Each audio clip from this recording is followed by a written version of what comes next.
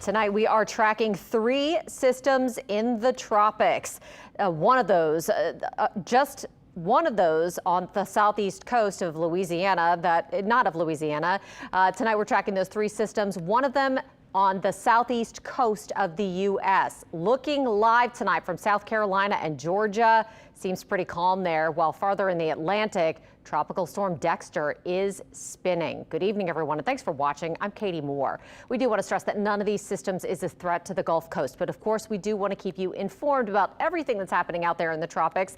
So let's get over to Chief Meteorologist Chris Franklin, who has your updated tropical outlook tonight. I'll get it out eventually, Chris. Yeah, well, the one thing that we're watching that is off the southeast U.S. coast is not in the Gulf. It's in the Atlantic, and in fact, there isn't anything there. It's just a highlighted area that within the next 3 to 7 days, something could try and form there. Better chance of a little wave that has moved off of Africa of trying to develop in the tropical Atlantic. More on those two in just a moment. We do have our 4th named storm of the Atlantic season, and it is Dexter, struggling as strong wind shear from the west is actually pushing most of the thunderstorm activity away from the center and certainly keeping all of the thunderstorms on the eastern side. And we'll kind of highlight this coming up in main weather, that most of the western and even now southern side almost completely exposed. So this was going to be a fairly short-lived system, and it's going to stay out over the open waters.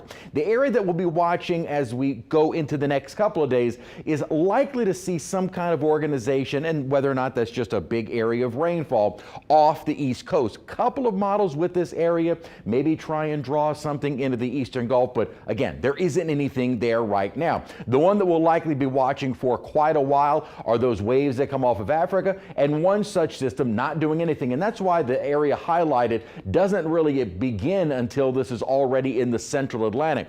A higher chance of development once it gets into the more main development region of the Atlantic basin. But the good news is that looks like it'll also turn away from the United States, even away from the islands, the way things stand right now, based on the model runs of recent. Looking ahead to our forecast locally, more seasonable temperatures. It's still the typical August heat, but no extremes going through the rest of this week. More on that in a few minutes.